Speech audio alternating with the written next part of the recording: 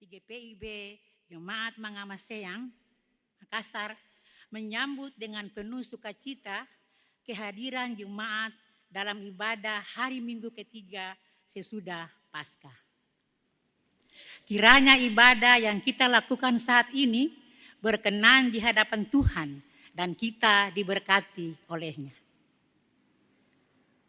Pemberita firman pada ibadah ini disampaikan oleh Ibu Pendeta Besti Laborita Simon Panggabean.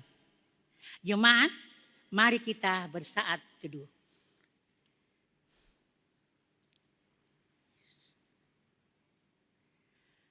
Jemaat, marilah berdiri untuk menyambut firman Tuhan hadir di tengah-tengah persekutuan kita.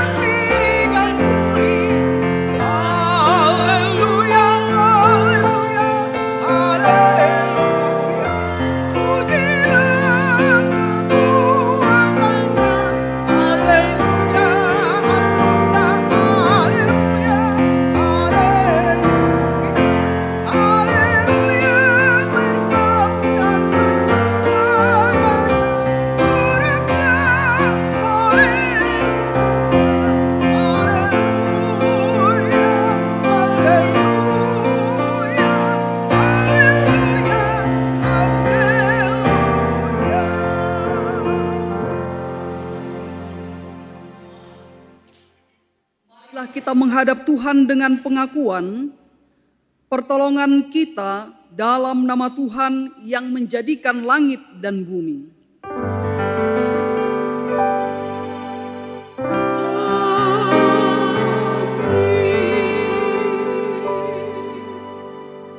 Nats pembimbing dari Yakobus 3 ayat 16 sampai 17 mengatakan, sebab di mana ada iri hati dan mementingkan diri sendiri, di situ ada kekacauan dan segala macam perbuatan jahat.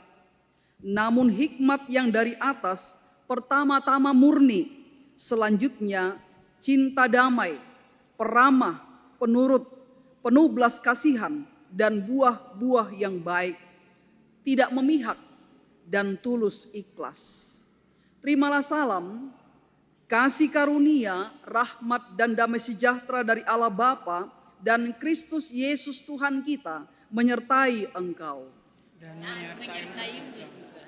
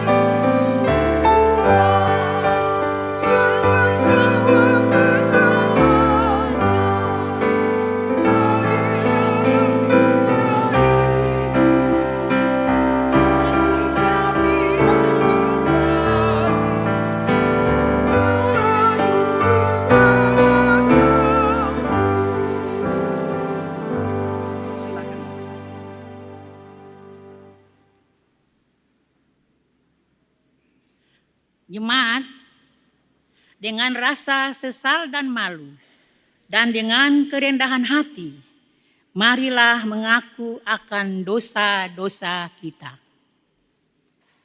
Ya Allah, pemberontakan kami banyak di hadapan-Mu, dan dosa kami bersaksi melawan kami. Sungguh kami menyadari pemberontakan kami, dan kami mengenal dosa kami. Kami telah memberontak dan mungkir terhadap Tuhan, dan berbalik dari mengikuti Allah. Kami merancang pemerasan dan penyelewengan. Kami mengandung dusta dalam hati dan melahirkan dalam kata-kata. Karena itu kami mohon, ampunilah kiranya segala dosa kami. Tebus dan baharuilah kami, supaya kami layak disebut anak-anak-Mu. Dalam nama Tuhan Yesus Kristus, Tuhan kami, dengarkanlah seruan kami.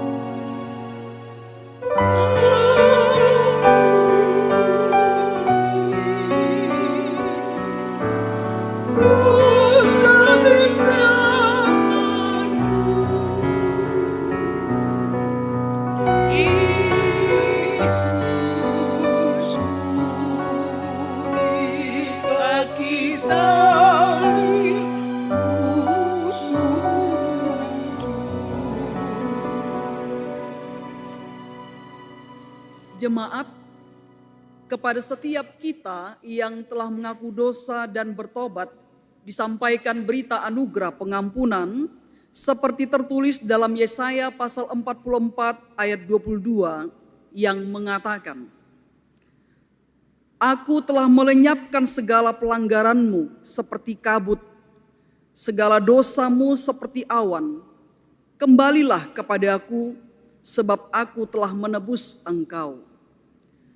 Berdasarkan firman Tuhan ini, sebagai pelayan Yesus Kristus kami memberitakan bahwa pengampunan dosa telah berlaku atas kita di dalam nama Bapa dan Anak dan Roh Kudus. Amin.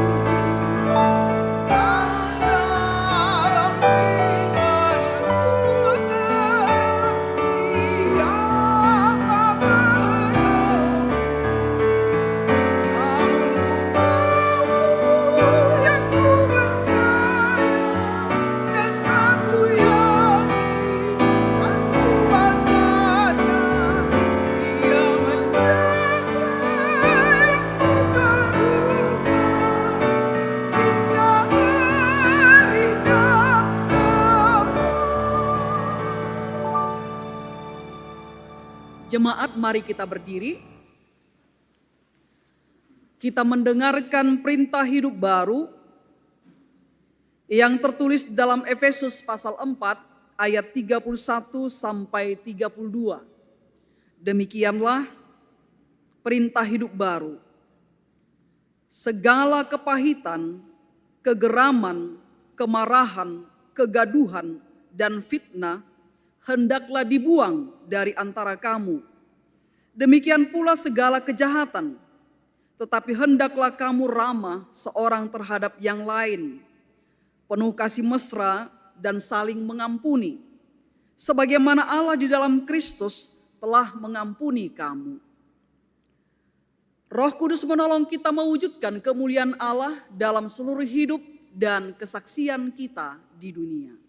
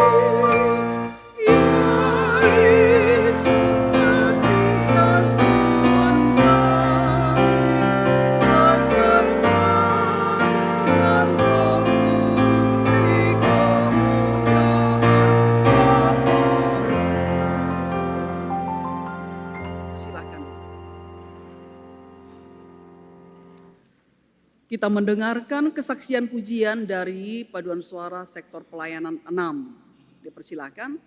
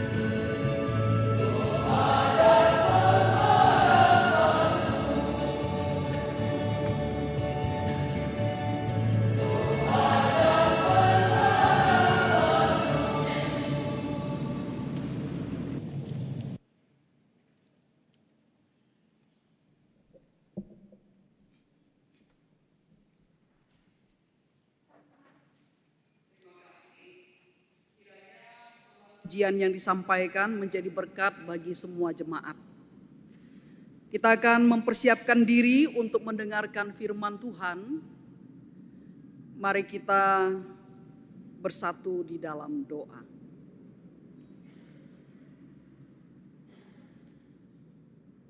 Kami menyerahkan diri kami seutuhnya kepadamu Tuhan. Kiranya Engkaulah yang menguasai kami semuanya dalam kuasa Roh-Mu yang kudus. Agar dalam tuntunan Roh-Mu kami dipimpin untuk mendengarkan firman Tuhan. Dan dengan Roh-Mu Engkau mengajar kami. Sehingga kebenaran firman Tuhan ini dapat kami hayati, dapat kami mengerti, dan kami lakukan dalam hidup kami setiap hari. Hamba-Mu yang akan menyampaikan firman-Mu, urapi dengan Roh-Mu yang kudus, dan umat-Mu yang mendengarkan, sehingga kebenaran firman-Mu itu mendapatkan tempat di dalam hidup kami. Di dalam nama Yesus Kristus Tuhan kami berdoa. Amin. Jemaat, mari kita berdiri untuk mendengarkan firman Tuhan yang dibacakan dari Alkitab. Haleluya.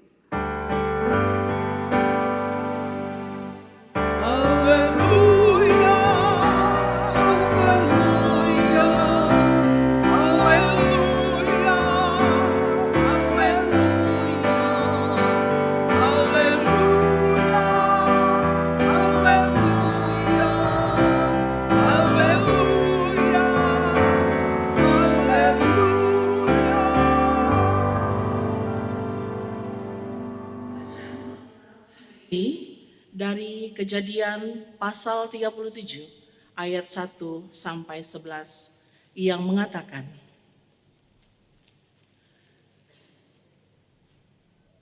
Yakub tinggal di tanah Kanaan di negeri tumpangan ayahnya. Inilah riwayat keluarga Yakub. Yusuf yang berumur 17 tahun mengembalakan kambing domba bersama saudara-saudaranya. Ia biasa membantu anak-anak Bilha dan Silpa, kedua istri ayahnya. Yusuf menyampaikan kepada ayahnya kabar tentang perilaku buruk saudara-saudaranya. Israel lebih mengasihi Yusuf daripada semua anak yang lain, sebab Yusuflah anak yang lahir pada masa tuanya. Ia menyuruh membuat jubah yang sangat indah bagi dia. Ketika saudara-saudaranya melihat bahwa ayah mereka lebih mengasihi Yusuf daripada semua saudaranya, mereka pun membencinya dan tidak dapat lagi berbicara baik-baik kepadanya. Suatu kali Yusuf bermimpi, lalu ia menceritakan mimpinya itu kepada saudara-saudaranya. Itulah sebabnya mereka semakin membencinya. Sebab ia berkata kepada mereka, dengarkanlah mimpi yang kudapat ini. Kita nampak sedang di ladang mengikat berkas-berkas gandum. Tiba-tiba berkasku bangkit dan tegak berdiri. Lalu berkas-berkasmu datang mengelilingi dan sujud kepada berkasku. Kata saudaranya kepadanya, apakah engkau ingin menjadi raja di atas kami? Apakah engkau ingin berkuasa atas kami? Mereka semakin membencinya karena mimpi dan perkataan itu. Kemudian ia mendapat lagi mimpi yang lain dan menceritakannya kepada saudara-saudaranya. Katanya, aku bermimpi lagi, tampaklah matahari, bulan, dan 11 bintang sujud kepadaku. Ketika ia menceritakan mimpi itu kepada ayah dan saudara-saudaranya, ia ditegur oleh ayahnya. Mimpi apa itu? Bagaimana mungkin aku dan ibumu serta saudara-saudaramu datang untuk sujud kepadamu sampai ke tanah? Saudara-saudaranya pun merasa iri kepadanya, tetapi ayahnya menyimpan hal itu dalam hatinya. Demikianlah pembacaan Alkitab. Dengan segala kekayaannya di antara kamu, dan ucaplah syukur kepada Allah.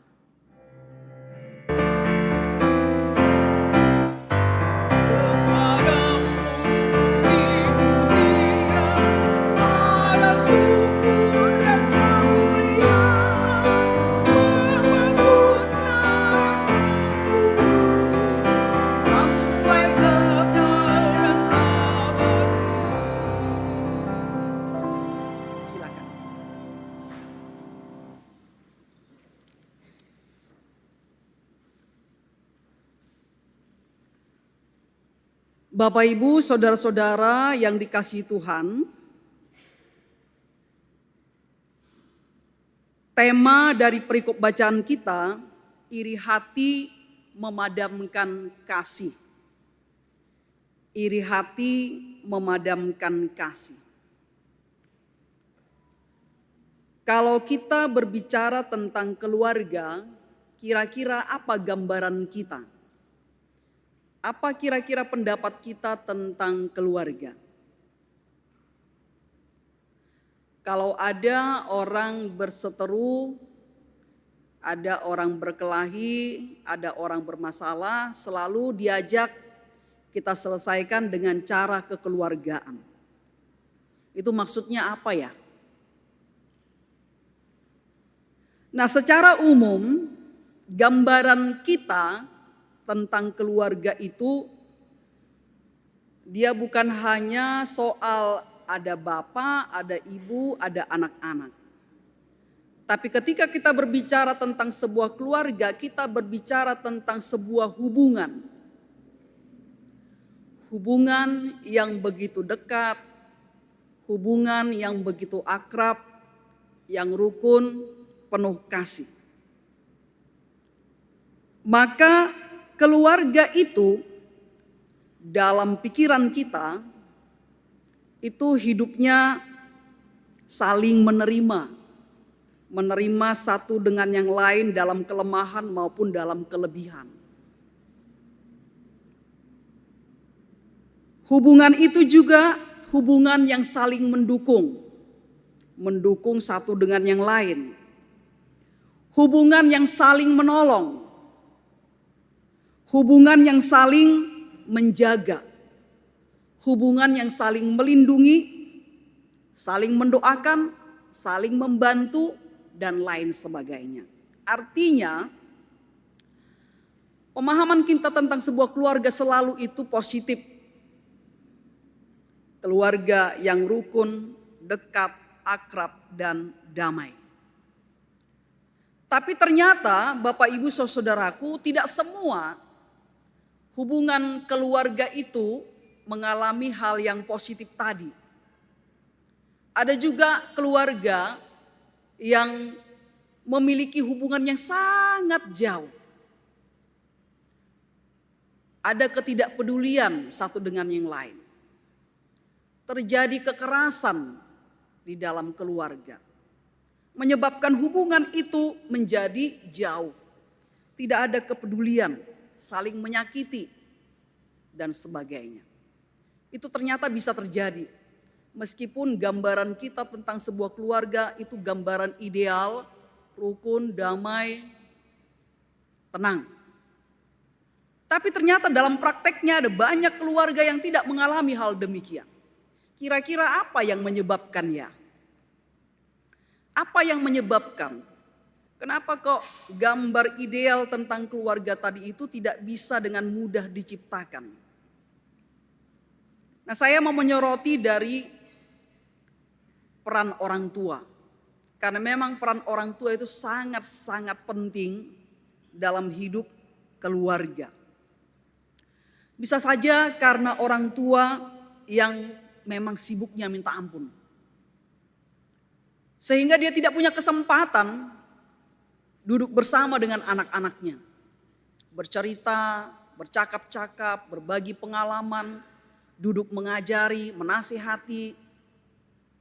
Orang tua yang tidak peduli, bahkan orang tua yang justru melakukan tindakan kekerasan, menyakiti anggota keluarga. Orang tua yang tidak mau bersama-sama bersekutu dengan anak-anaknya. Orang tua yang otoriter. Sehingga menyebabkan hubungan orang tua dengan anak-anak dengan sesama anak itu tidak baik. Ya, tidak lagi tercipta di sana kerukunan dan juga kedamaian. Bisa juga salah satunya pilih kasih.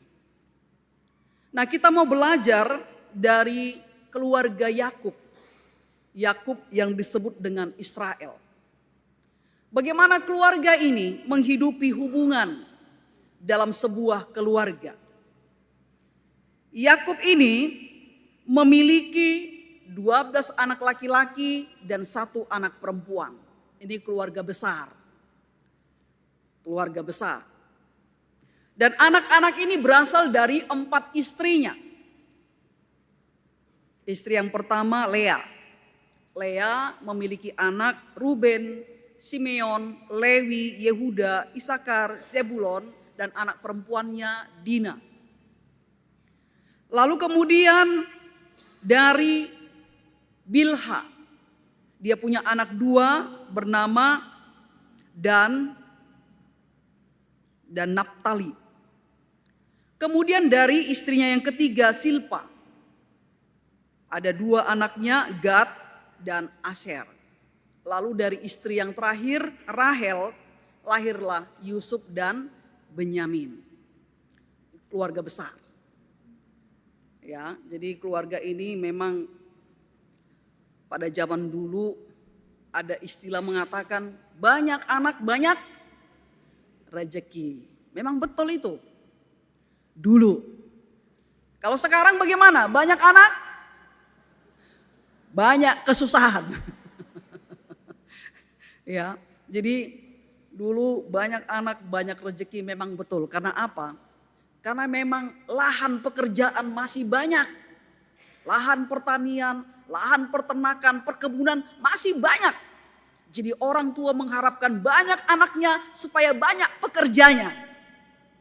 Jadi tidak perlu membayar orang untuk bekerja. Kalau sekarang nggak mungkin diterapkan lagi, susah itu. Ya, jadi Yakub punya 12 anak laki-laki dan 1 anak perempuan. Meskipun ya ibu mereka berbeda-beda, tapi keluarga ini termasuk bagus. Ya, jadi mereka itu kerjasama, bergotong royong. Semua anak-anak terlibat dalam pekerjaan, membantu orang tua, beternak, menggembalakan kambing domba milik ayahnya. Semuanya. Termasuk di dalamnya Yusuf. Yusuf yang masih berusia 17 tahun sudah ikut ke ladang penggembalaan. Ya. Jadi mereka ini kompak semuanya, bekerja sama. Tapi kemudian kebersamaan ini menjadi hancur karena ulah si bapak Yakub.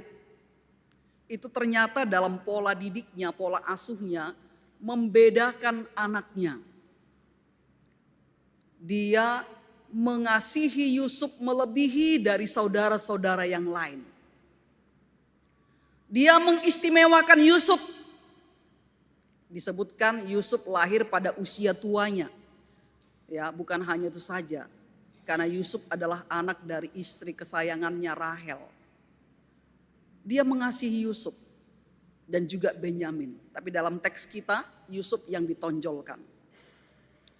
Apa istimewanya? Yakub membuat bagi dia 1 pakaian jubah yang maha indah.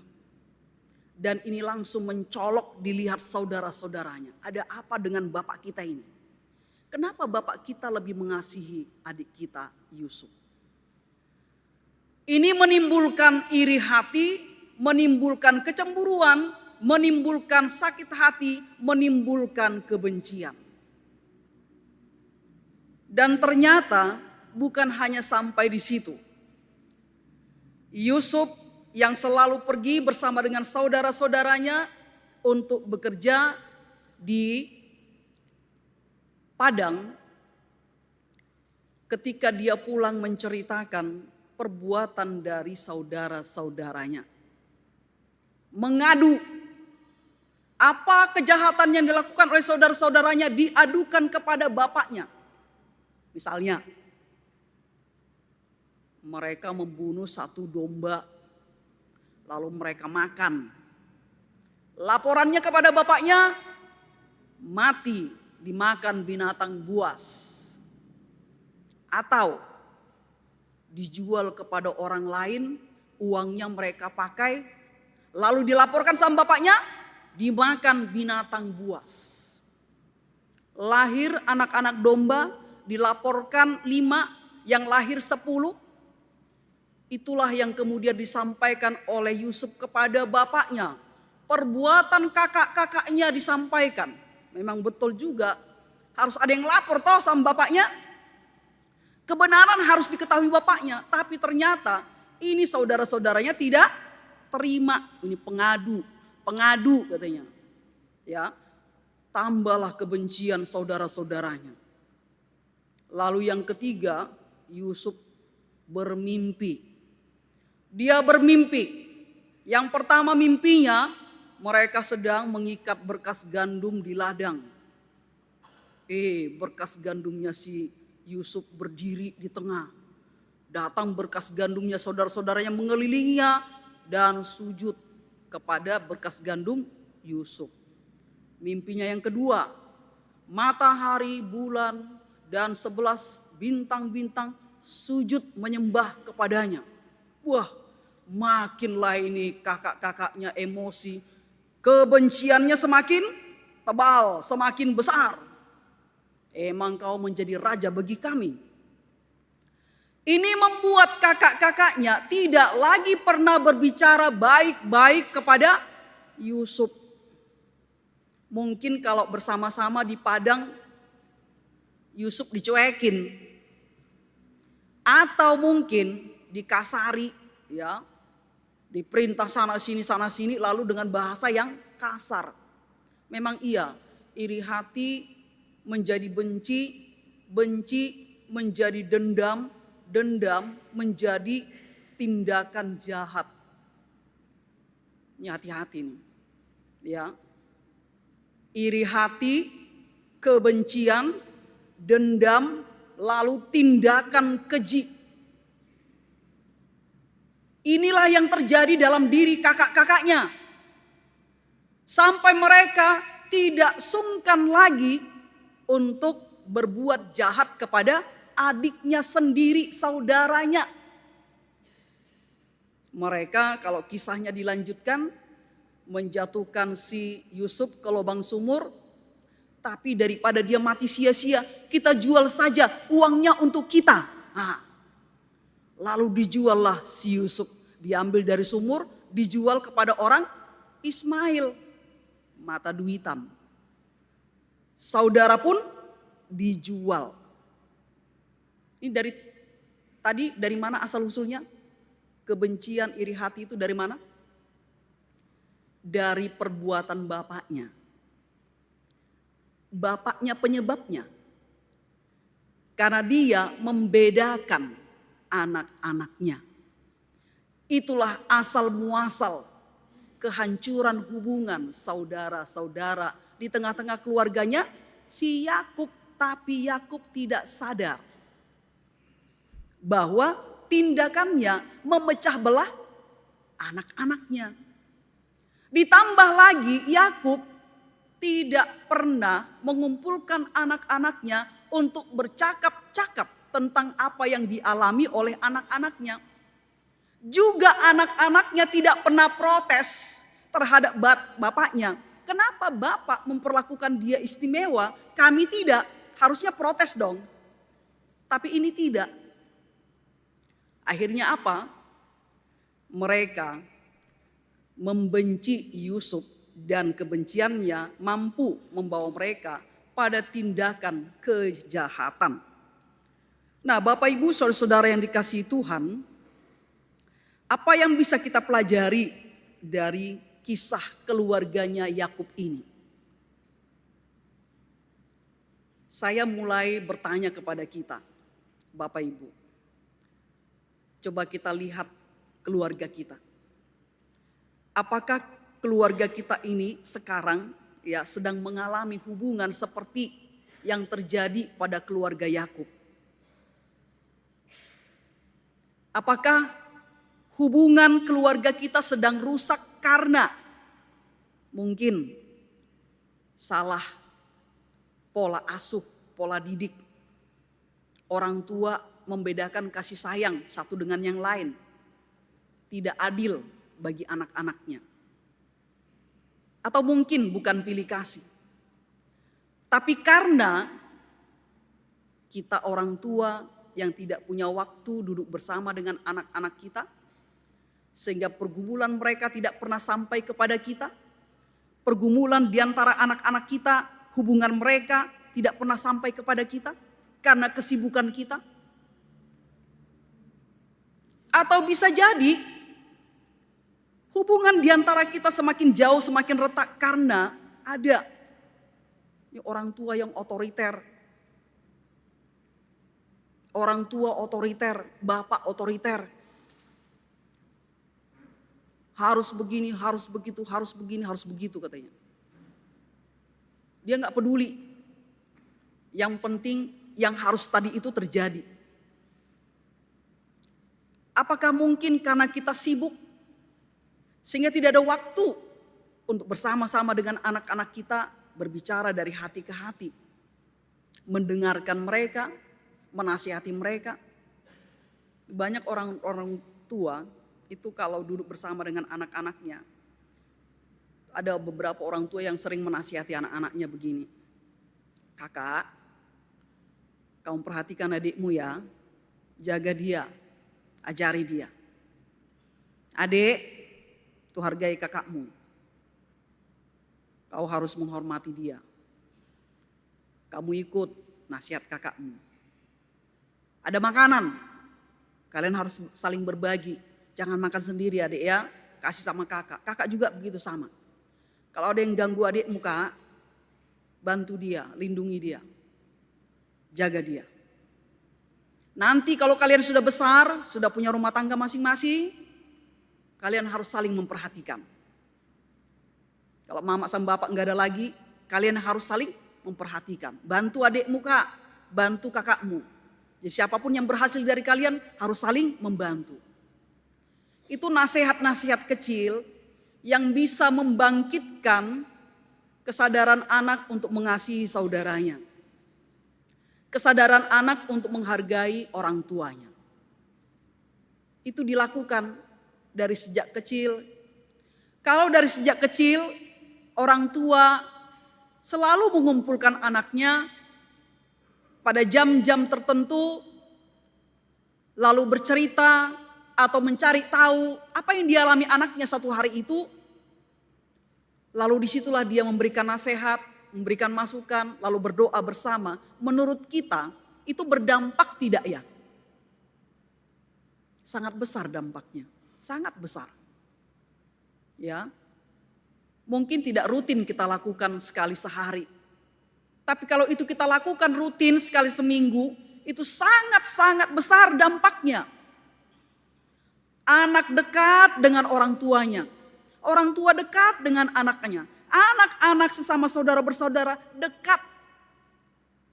Tapi kalau orang tua tidak memberikan waktunya, kesempatan untuk duduk bersama, menasihati, dan mendengarkan pergumulan anak, berdoa bersama, hubungan kita jadi jauh sekali. Jadi jauh. Sehingga ketika mereka beranjak makin besar, ketidakpedulian itulah yang ada. Bahkan nanti ketika sudah berumah tangga, adiknya kekurangan, dia gak peduli. Kakaknya kekurangan, dia gak peduli. Malah dia rajin bantu orang lain, tapi saudara sendiri tidak dibantu. Banyak yang begitu. Banyak sekali. Dia sayang sama orang lain. Tapi saudara sendiri, orang tua sendiri, anak sendiri tidak dipedulikan. Keluarga apa kira-kira itu? Padahal tadi kalau ditanya, ini pemikiran kita tentang sebuah keluarga itu seperti apa? Semua membayangkan itu keluarga yang rukun damai.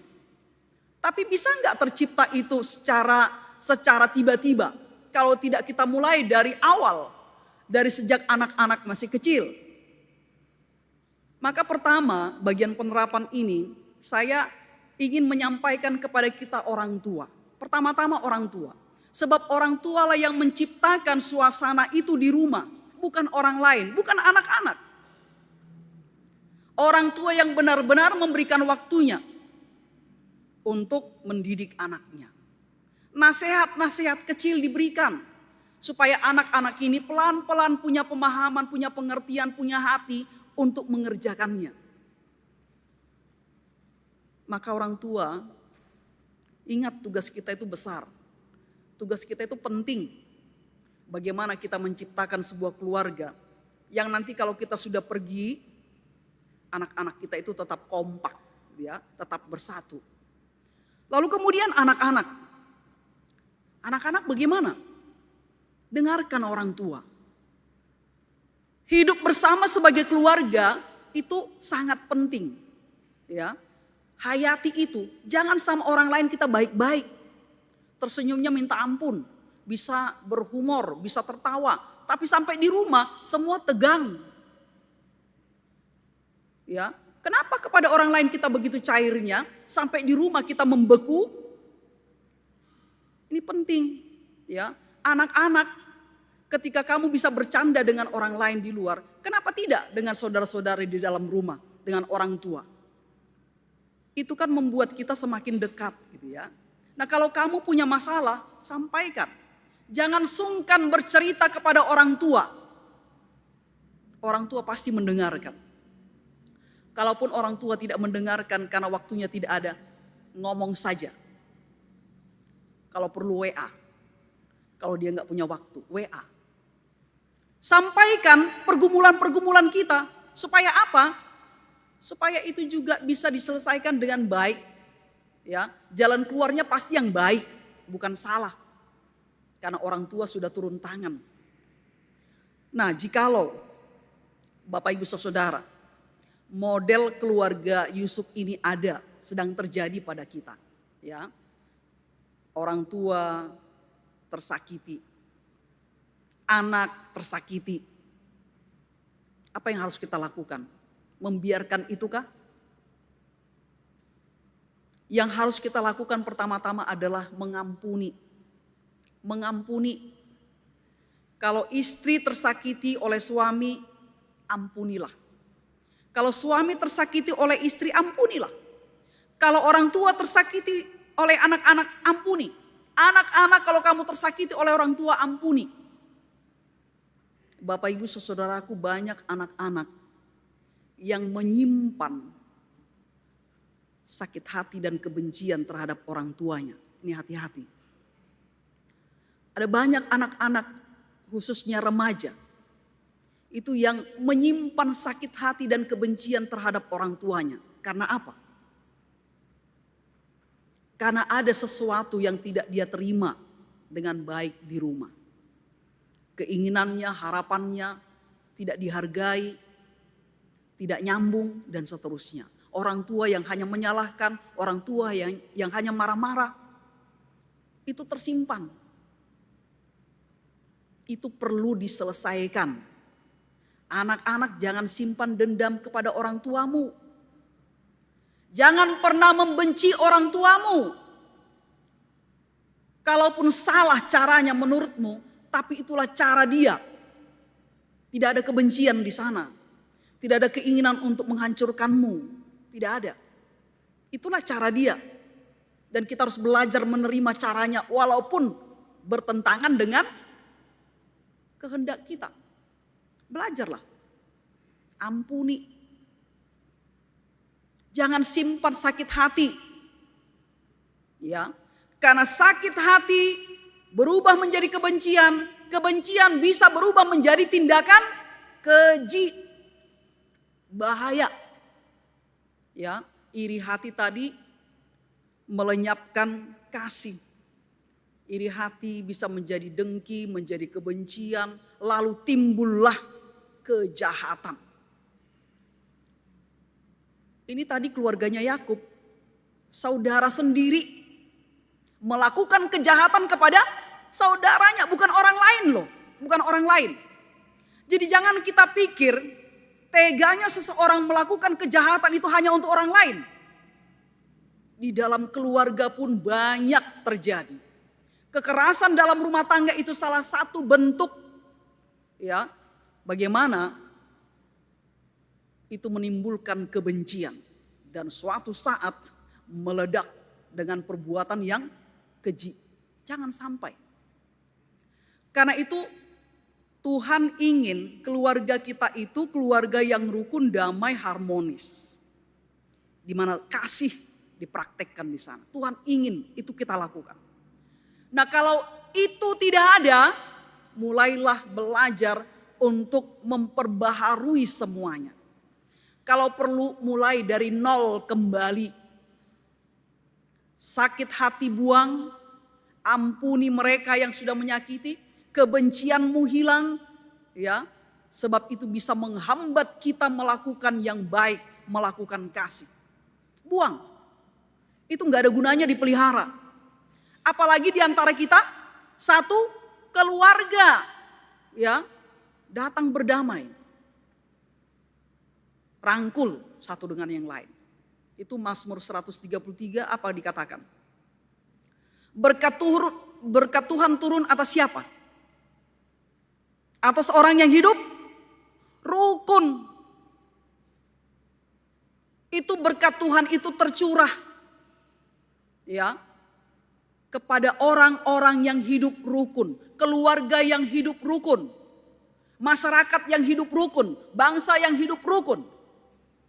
Nah kalau keluarga kita tidak saling peduli, saling menyakiti dan seterusnya, mau kita jungkir balik bekerja, mau berdoa seperti apa, berkat Tuhan tidak turun. Karena syaratnya apa? Kerukunan. Rukun, saling mengasihi. Ciptakan itu supaya memang keluarga kita diberkati oleh Tuhan.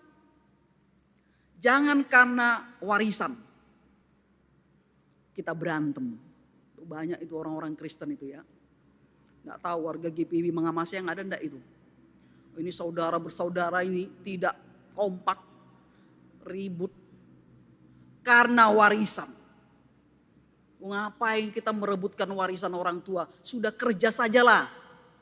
Bangun untuk dirimu sendiri. Jangan sibuk ngurusin warisan. Orang tua belum mati pun suruh jual rumah. Teganya hati seorang anak. Mak, pak, juallah rumah. Bagi-bagilah hasil penjualannya. Emang bapak sama mama mau ditaruh di mana? Ini kalau sudah otak ini uang, tega dia melakukannya. Jadi jangan dikuasai oleh uang, oleh harta. Jangan dikuasai oleh kebencian. Itu membawa kita pada dosa, pada kejahatan. Jangan. Ingatkan diri. Hanya kita yang bisa mengingatkan diri. Roh Tuhan itu selalu bekerja. Kalau kita nggak terima dia, hati kita itu membatu. Jangan biarkan hati kita membatu, mengeras. Jangan. Tuhan membuatnya dari hati, dari daging, ya, supaya kita punya perasaan. Itu apa ya? Dibentuk dalam diri sendiri. Supaya persaudaraan di antara kita, saudara bersaudara, orang tua dengan anak itu rukun damai. Ya, tidak ada di sana persoalan. Kalau di keluarga sudah baik, pasti keluar pun akan baik. Jadi di keluarga, mulanya itu di keluarga. Ciptakan itu, maka di luar pun di masyarakat kita juga akan membangun hubungan yang baik dengan orang lain. Nah, kiranya firman Tuhan ini dapat kita hayati dalam kehidupan kita, secara khusus di keluarga kita. Amin.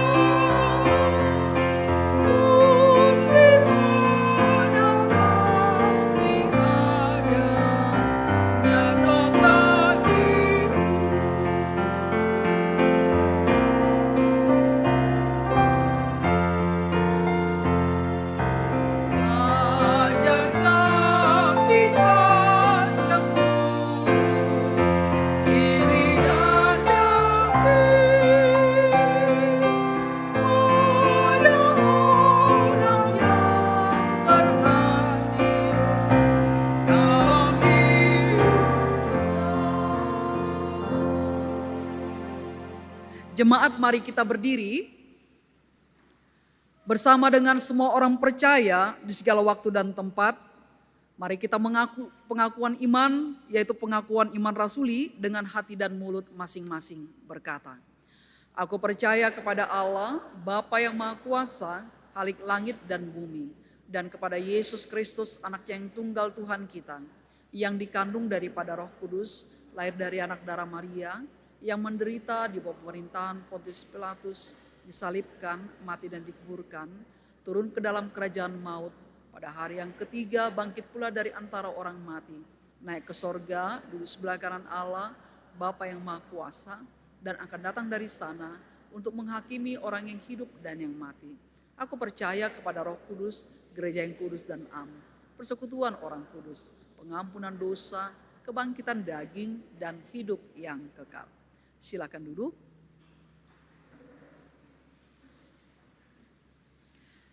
Kita masuk dalam doa syafaat. Mari kita bersatu di dalam doa.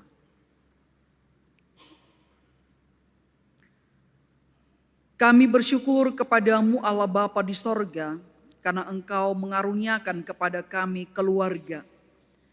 Kau memberikan suami bagi kami, istri bagi kami, orang tua bagi kami, anak-anak bagi kami, saudara-saudara. Hidup sebagai keluarga, keluarga yang harmonis, yang rukun dan damai. Itulah yang Tuhan kehendaki untuk kami wujudkan dalam hidup keluarga kami. Tapi dalam prakteknya ya Tuhan, jujur di hadapan-Mu, keluarga yang harmonis, rukun dan damai itu belumlah terpenuhi dalam hidup keluarga kami. Kadang kami sebagai orang tua hanya peduli dengan diri kami, sibuk dengan urusan kami. Kami tidak melakukan pola didik, pola asuh yang baik terhadap anak-anak kami. Kadang kami tidak memiliki waktu untuk duduk bersama dengan mereka, bercakap-cakap tentang berbagai hal, lalu menasihati mereka. Kami juga tidak mencontohkan yang baik terhadap anak-anak kami. Kami melakukan kekerasan, kami juga tidak peduli. Dan kami sebagai anak-anak, kadang kami juga tidak mendengarkan nasihat orang tua kami. Kami lebih memilih teman-teman kami di luar daripada saudara-saudara kami. Kami lebih memilih keinginan kami, kesibukan kami, sehingga kami tidak punya waktu untuk duduk bersama dengan orang tua kami. Tuhan, Engkau lebih tahu keberadaan keluarga kami. Kiranya Engkau Tuhan yang mengampuni keluarga kami. Engkau memulihkan keluarga kami. Jikalau ada masalah-masalah di dalamnya, dalam hubungan di antara kami anggota keluarga, dan masalah itu membawa pengaruh buruk terhadap kebersamaan di keluarga kami, Tuhan ampunilah kami. Ampuni keluarga kami Tuhan. Kuduskanlah, perbaharuilah. Kiranya hati setiap anggota keluarga kami Tuhan jamah. Supaya kasih sayang itu ada pada kami dan kami berlakukan dalam hidup keluarga kami. Engkau juga yang memberkati keluarga kami dalam mengerjakan berbagai hal, mewujudkan harapan cita-cita lewat usaha, pekerjaan, dan semua yang kami lakukan membangun keluarga kami. Tolong Tuhan, Engkau dalam kuasa-Mu menyertai kami untuk mengerjakannya. Dan Engkau juga yang memberkati. Kiranya lewat segala yang kami lakukan membangun keluarga kami. Tuhan menyempurnakan, Tuhan juga yang memberkati. Kami berdoa kiranya anak-anak kami semuanya dalam keadaan baik dan selamat dimanapun mereka semua berada. Anak-anak kami yang masih kecil, yang masih bersekolah, anak-anak kami yang masih pemuda, anak-anak kami yang sudah berkeluarga, cucu-cucu kami, mari Tuhan Engkau memberkati mereka semuanya, urapi mereka semuanya Tuhan, menjadi anak-anak yang takut akan Tuhan, anak-anak yang pintar, anak-anak yang memiliki masa depan, dan kiranya lewat anak-anak kami nama Tuhan dimuliakan. Berikan Tuhan segala yang baik bagi anak-anak kami. Kami juga memohon Tuhan memberkati kami orang tua untuk dapat memberikan yang terbaik bagi anak-anak kami secara khusus dalam rangka pendidikannya. Kiranya Engkau Tuhan yang mencukupkan bagi kami supaya kami dapat menyekolahkan anak-anak kami ke jenjang pendidikan yang lebih tinggi. Tuhan sediakanlah bagi kami. Kami mendoakan anak-anak kami yang sedang mengikuti ujian akhir. Anak-anak kami yang mempersiapkan diri mengikuti ujian akhir. Bahkan mereka yang akan memasuki perguruan tinggi. Tuhan, kuasa-Mu bekerja atas anak-anak kami. Memberikan mereka kesempatan untuk belajar mengikuti pendidikan seperti yang mereka harapkan. Dan kiranya Tuhanlah yang mengatur semuanya agar berjalan dengan baik. Engkau juga kiranya Tuhan memberkati semua hal yang kami gumuli. Kiranya kuasa Tuhan menyertai kami untuk menyelesaikan pergumulan kami di tengah keluarga dan semua hal yang kami lakukan. Kasihani kami Tuhan, berkat-Mu kiranya turun atas keluarga kami. Kami mendoakan jemaat-Mu, GPB Mangamaseyang ini. Berkati ya Tuhan dalam pelayanan persekutuan kesaksiannya. Berkati semua umat-Mu dimanapun Tuhan menghadirkannya. Berkati majelis jemaat, berkati semua PHMJ, pengurus Pelkat, komisi, dan semua yang terlibat dalam pelayanan, termasuk juga kami yang terlibat dalam pelayanan sekarang ini. Tuhan sempurnakanlah pelayanan kami dan Tuhan terimalah menjadi persembahan yang berbau harum di hadapan-Mu. Kiranya hati yang melayani dengan tulus ikhlas kami miliki, sehingga pelayanan kami ini semuanya hanya untuk kemuliaan bagi nama Tuhan. Kami berdoa ya Tuhan bagi kami semuanya. Mungkin kami dalam keadaan lemah tubuh, dalam keadaan sakit, tapi kami hadir dalam ibadah ini. Termasuk juga warga jemaat yang sakit, yang ada di rumah maupun di rumah sakit. Bapak Joseph Sinai, Ibu Alwina Lelmalaya, Ibu Dina Limbong, Bapak Yopu Lumendong, Bapak Yusuf Yahaya, Ibu Freda Patiwail, Saudara Alpius Imbar. Kiranya Engkau Tuhan di dalam kasih-Mu menyembuhkan kami, menyembuhkan saudara-saudara kami yang sakit. Di dalam nama Yesus Kristus, kekuatan, pemulihan, kesembuhan yang daripada Tuhan dialami oleh saudara-saudara kami yang sakit ini. Kami juga mendoakan warga jemaat sektor pelayanan Delampar, secara khusus keluarga Siregar Peso 5, keluarga Porajo Rumondor, keluarga Yun Abu Bakar, keluarga Solihin de Grave. Engkau kiranya Tuhan memberkati keluarga-keluarga ini. Kiranya dalam perjalanan hidup mereka kuasa Tuhan Engkau nyatakan. Berkat Tuhan Engkau berikan. Sehingga pergumulan-pergumulan hidup yang dijalani, yang dihadapi dapat diselesaikan. Dan mereka dapat melakukan segala tugas tanggung jawab kehidupan dalam rangka membangun keluarga di dalam Tuhan. Kami mendoakan ya Tuhan, warga jemaat yang bersuka cita karena pertambahan usia kelahiran dan juga usia perkawinan. Tuhan sempurnakan sukacita mereka. Mereka kiranya menghayati hidup dalam rasa syukur dan memaknainya dengan melakukan hal-hal yang baik yang berkenan kepada Tuhan. Kami mendoakan bangsa dan negara kami, berkati Tuhan. Agar bangsa ini aman, damai, tentram.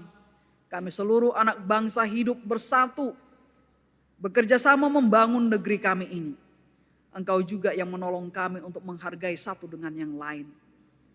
Pemerintah kami berkati, supaya dalam kuasa Tuhan, hikmat Tuhan mereka memimpin bangsa ini.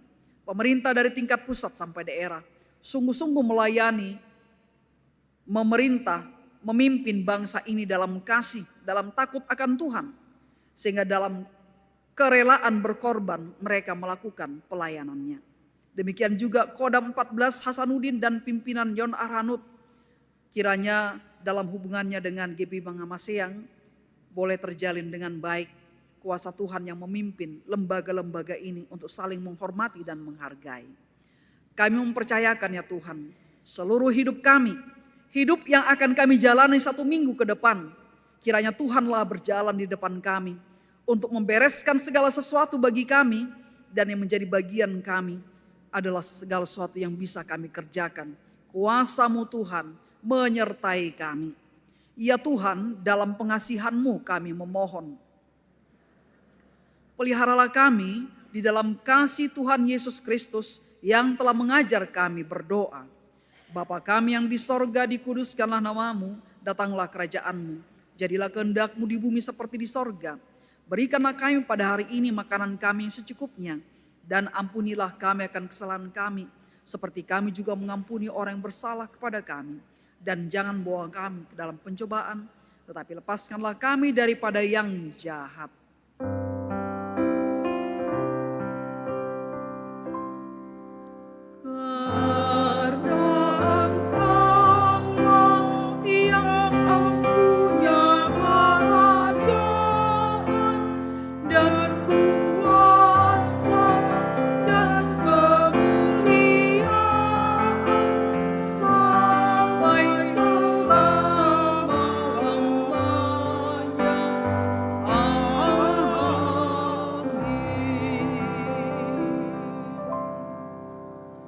Kita mendengarkan persembahan pujian dari paduan suara sektor pelayanan 6. Dipersilakan.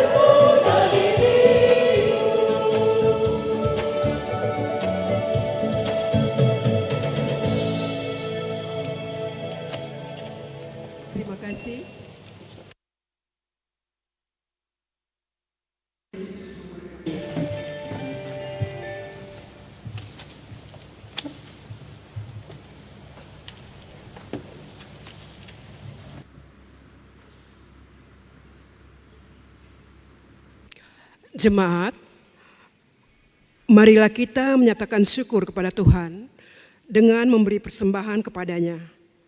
Dengarlah nas Alkitab dalam Amsal pasal 11 ayat 25 yang menyatakan, siapa banyak memberi berkat, diberi kelimpahan. Siapa memberi minum, ia sendiri akan diberi minum. Jemaat memberi persembahan melalui pundi yang diedarkan oleh presbiter bertugas. Pundi berwarna hijau untuk dana pelayanan rutin dan pundi berwarna merah untuk dana pelayanan non-rutin. Kotak persepuluhan, kotak persembahan syukur, dan kotak dana perbaikan kantor lama tersedia di depan. Tuhan memberkati saudara dan persembahan saudara.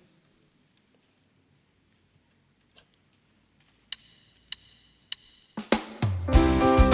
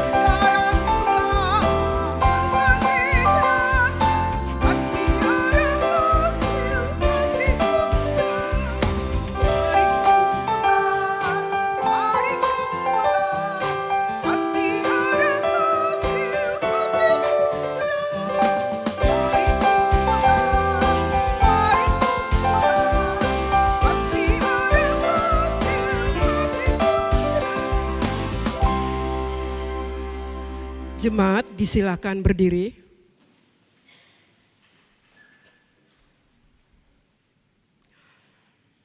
Kita berdoa secara silih berganti. Mari berdoa. Ya Tuhan sumber kasih, kami membawa persembahan ini sebagai ucapan syukur atas segala berkat dan pemeliharaan-Mu. Kiranya Engkau berkenan menerimanya dan memakainya bagi pekerjaan kasih untuk menolong yang lemah, menguatkan yang letih, dan meneguhkan ikatan persaudaraan di antara kami. Ajarlah kami juga ya Tuhan untuk mempersembahkan hidup kami setiap hari sebagai pembawa damai dan saluran kasih-Mu di tengah dunia ini. Di dalam nama Yesus Kristus kami berdoa, amin. Dipersilakan duduk.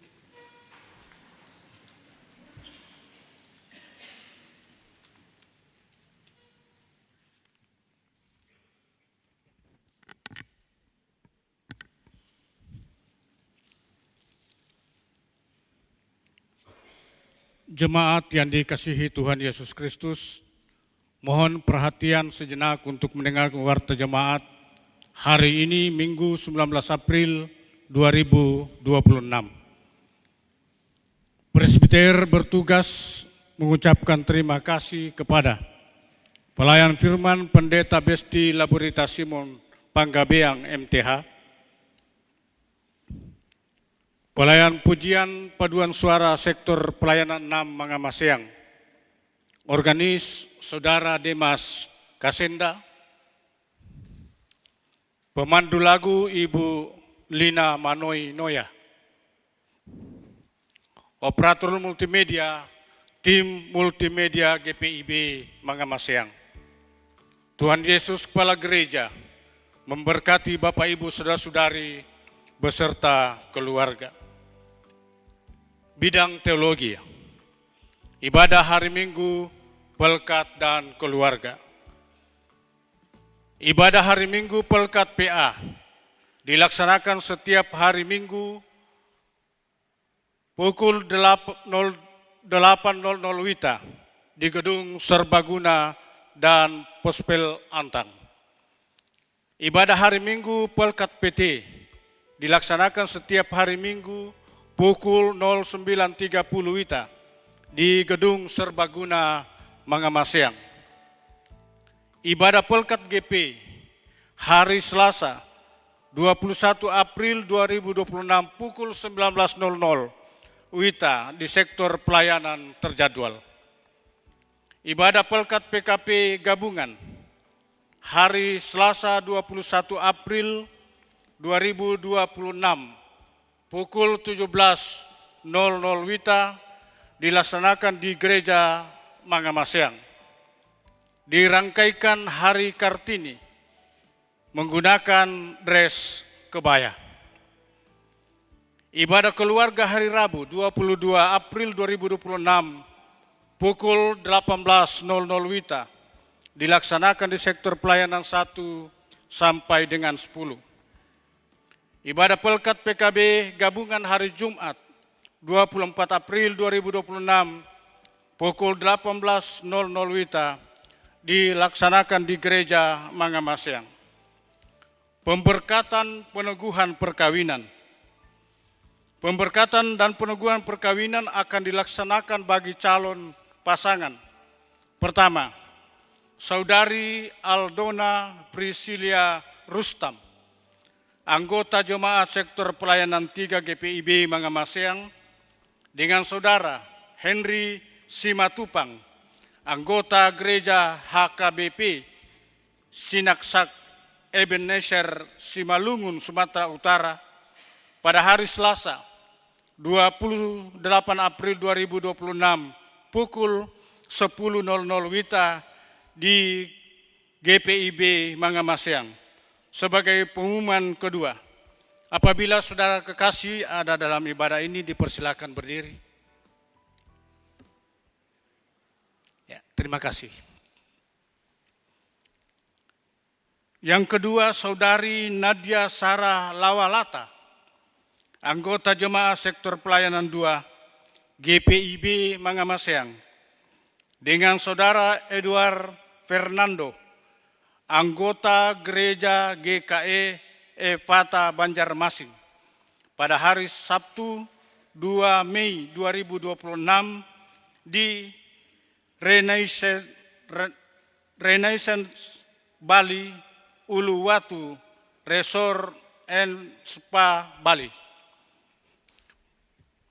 Kalau ada di tempat ini, silakan berdiri dalam ibadah ini. Terima kasih. Bidang PPSDI Pelkat, Bina Katekisasi.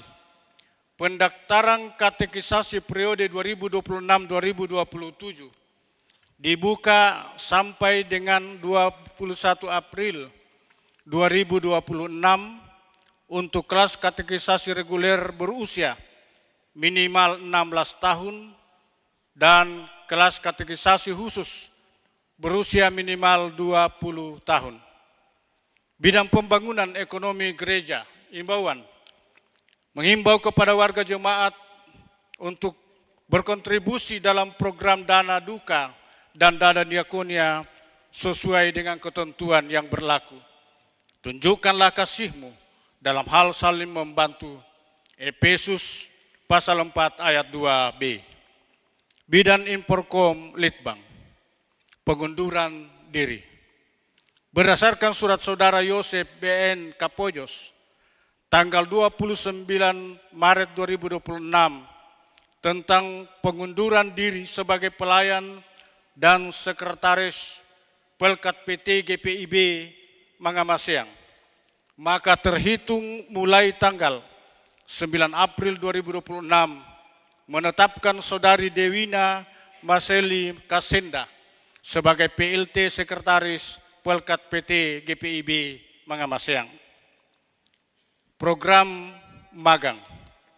Berdasarkan surat permohonan dari SMA Kristen Gamaliel Makassar, tanggal 7 April 2026, menerima permohonan program magang atas nama Tiffany Safitri Wilhelmina Jama di GPIB Jemaat Mangamaseang mulai tanggal 20 April 2026 sampai dengan 29 Mei 2026.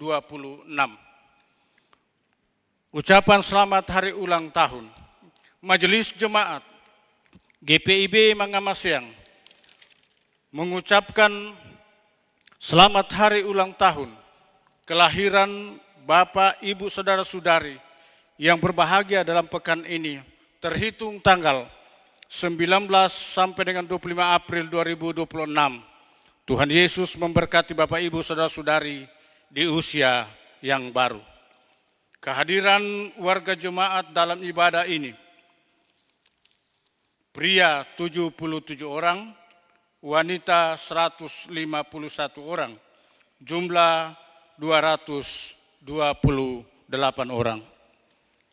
Majelis Jemaat GPIB Mangamaseang mengucapkan terima kasih kepada seluruh warga jemaat, tamu dan simpatisan yang telah mengikuti ibadah saat ini dan atas segala bentuk bantuan yang diberikan untuk mendukung terselenggaranya pelayanan dan kesaksian. Tuhan Yesus Kepala Gereja senantiasa memberkati kita sekalian. Demikian warta jemaat. Selamat hari Minggu. Selanjutnya Bapak Ibu kasih dalam Tuhan, dipersilakan Lembaga Alkitab Indonesia untuk menyampaikan presentasi. Dalam hal ini akan dibawakan oleh Ibu Kori Kapoyos. Silakan.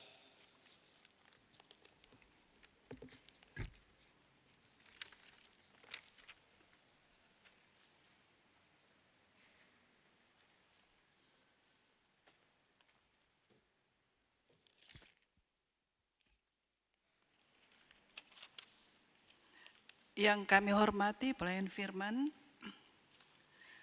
Pendeta BSTL Simon Panggabean MTH, Bapak Ibu Majelis, serta Jemaat GPIB Mangamaseang.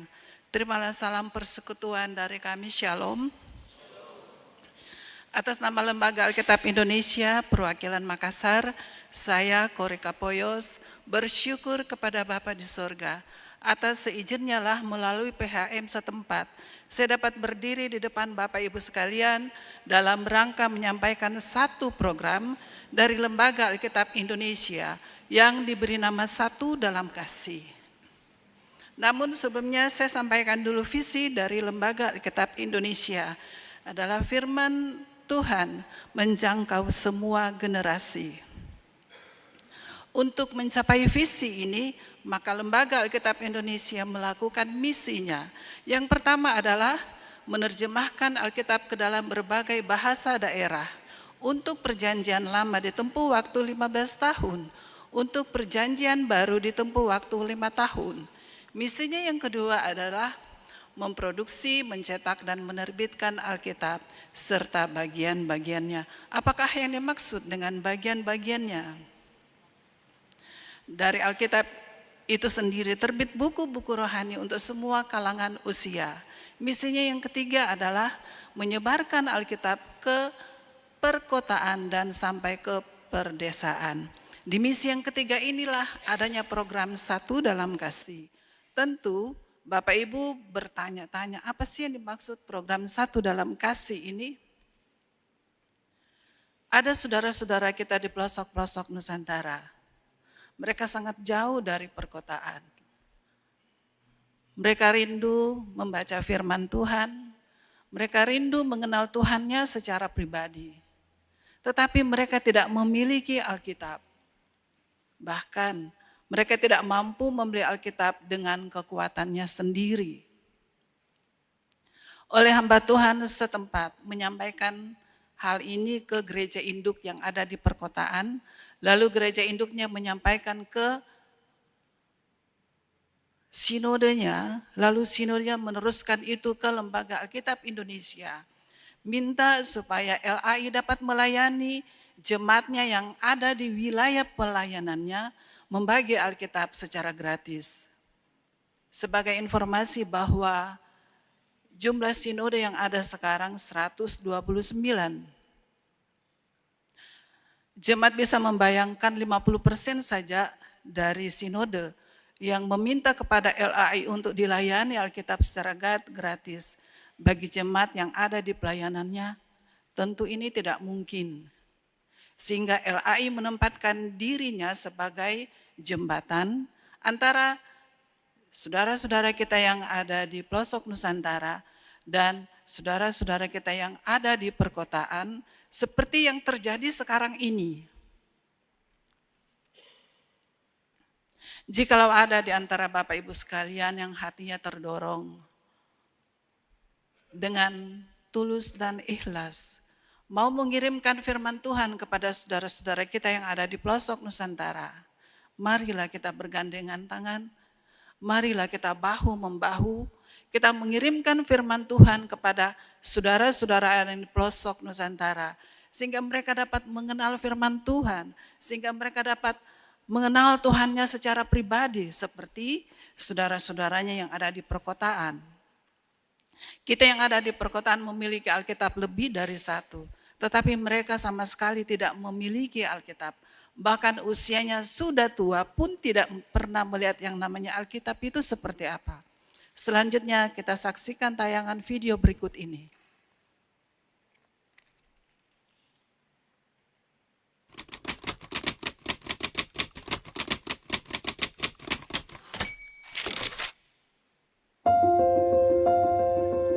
Karena itu menjadi makanan kami yang membawa kami sampai pada hari ini. Itu Alkitab. Karena kami belajar dari situ, kami bertumbuh itu dari Alkitab itu sendiri. Kami belajar dan juga kami praktekkan.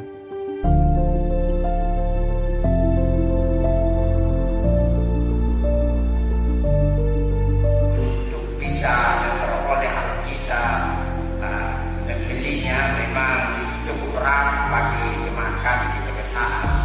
Dan itu menjadi pergumulan kami selama ini, dan puji Tuhan pergumulan itu Tuhan menjawab melalui Lembaga Alkitab Indonesia dengan wujud nyata hari ini hadir di tengah-tengah kami dan menyerahkan Alkitab ini. Sepanjang tahun 2025, Tuhan telah menuntun langkah kita. 155.000 Alkitab telah menjangkau umat Tuhan yang begitu merindukan sentuhan firman-Nya. Terima kasih kepada para mitra yang telah membuka pintu harapan bagi mereka yang selama ini sulit memiliki Alkitab.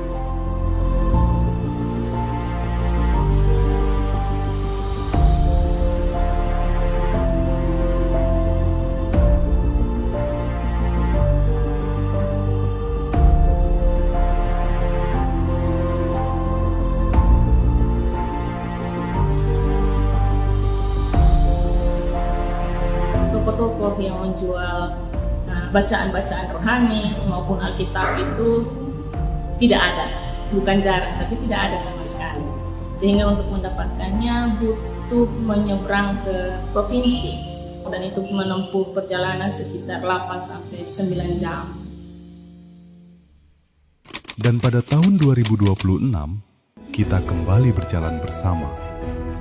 155.000 Alkitab dan bagian-bagiannya akan diteruskan ke Dairi, Lampung Tengah, Sintang, Mahakam Hulu Kutai Barat, Barito Timur, Rampi, Sumba Tengah, Wewewa, Kodi, Lama Holot, Rote Barat Daya, Mee, Tolikara, Walak, dan Una. Mari terus mengambil bagian dalam karya Tuhan yang mulia ini, agar firman-Nya hadir, menguatkan, dan menerangi setiap umat-Nya dimanapun mereka berada.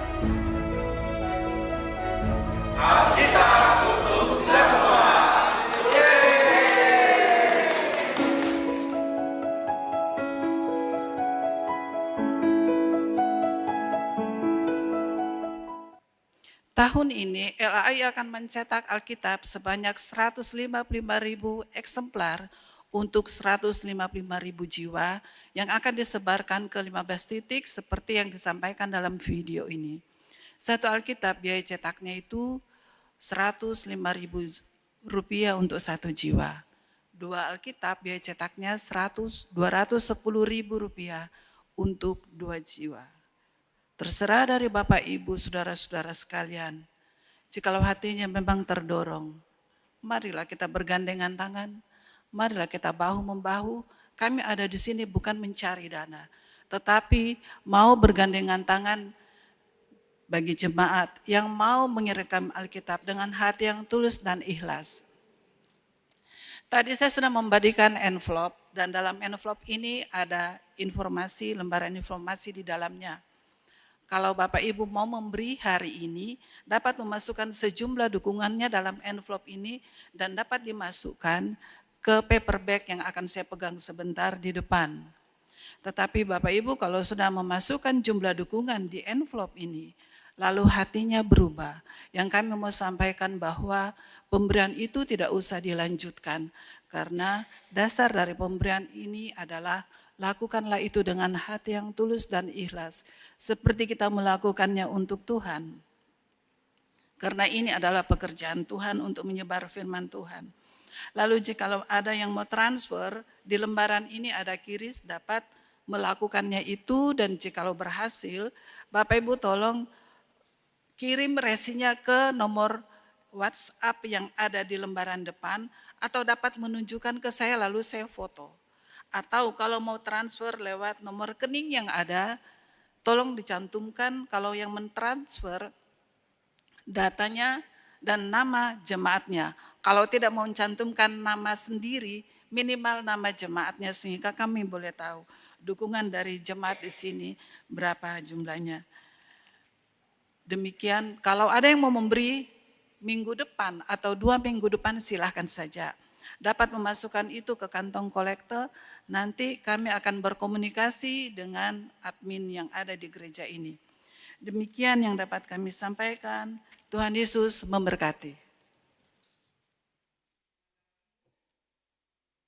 Informasi terkait Lembaga Alkitab Indonesia dalam rangka mencetak Alkitab yang akan dikirim ke 12 titik kalau tidak salah tadi itu. Ke berapa titik ya? Ya. Kita doakan semua, kita dukung lewat doa dan pemberian bagi Lembaga Alkitab Indonesia. Terima kasih Bu.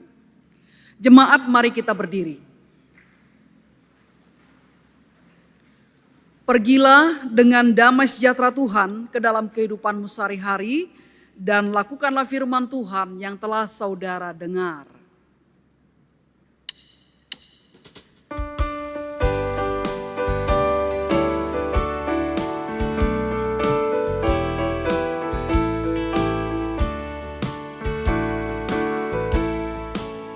Mari sebarkan Injil ke seluruh dunia.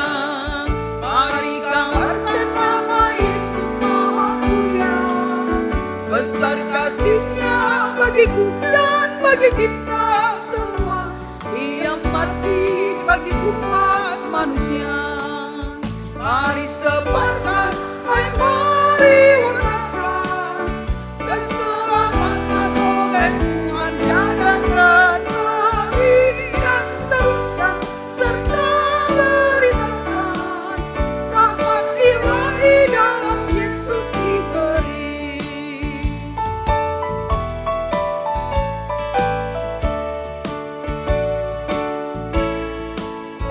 Bukalah hatimu, mari terima Dia. Buanglah jongkakmu dan tetaplah percaya.